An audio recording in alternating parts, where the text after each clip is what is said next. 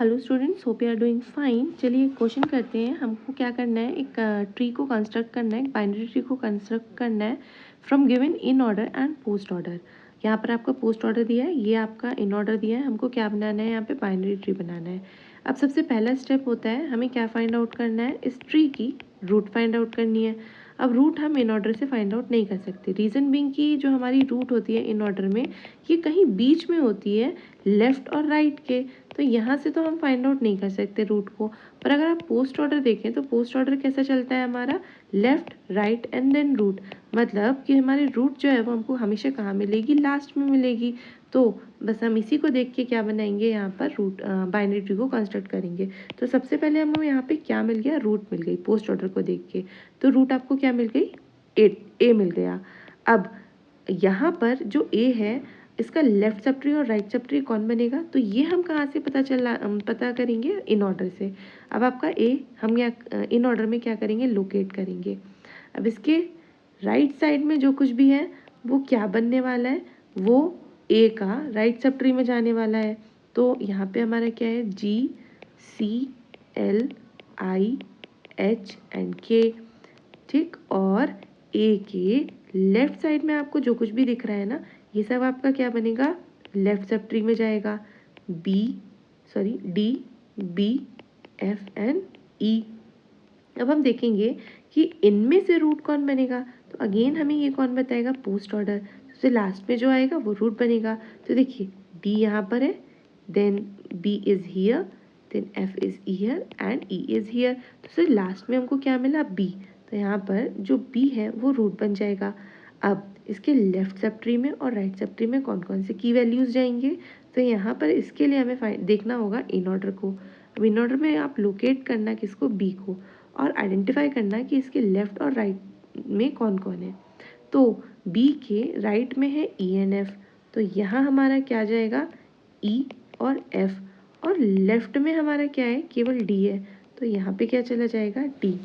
अब इस ई और एफ में रूट कौन बनेगा, तो यहाँ पे देखिएगा ई ये है एंड एफ यहाँ पे है, तो ई पहले आ गया तो ये क्या बन जाएगा, हमारा रूट बन जाएगा। एंड एफ कहाँ जाएगा, तो आप यहाँ पर लोकेट करना ई को। एंड एफ जो है वो ई के लेफ्ट में है, तो यहाँ क्या आ जाएगा, एफ आ जाएगा। तो हमारा इस ट्री का जो लेफ्ट सब ट्री है वो कंप्लीट हो गया। चलिए अब देखते हैं राइट सब ट्री के की एलिमेंट्स को। अब इनमें से H C L I H K में से हमारा जो रूट है वो कौन बनेगा, तो आप यहाँ पे आइडेंटिफाई करिएगा पोस्ट ऑर्डर में। तो जो जी है यहाँ पे है, then we have C here. अब सी ही बनेगा ऑब्वियसली क्योंकि यही सबसे लास्ट में है, तो यहाँ पे हमने क्या किया, सी को रूट बना दिया। अब यहाँ पे लेफ्ट और राइट कौन बनेगा, तो ये हमें कहाँ से पता चलेगा, इन ऑर्डर को देख के। इन ऑर्डर में आइडेंटिफाई करिए सी को, तो हमने यहाँ पे लोकेट किया सी को। सी के राइट में जो कुछ भी है वो राइट सब ट्री बनेगा, और लेफ्ट में जो कुछ भी है वो लेफ्ट सब ट्री बनेगा। तो यहाँ पे हमारा सी आया, और सी के राइट में हमको क्या क्या मिला, एल आई एच एन के। और लेफ्ट में हमको कौन कौन मिला, तो हमको केवल जी मिलता है, तो हमने यहाँ पर जी लिख दिया।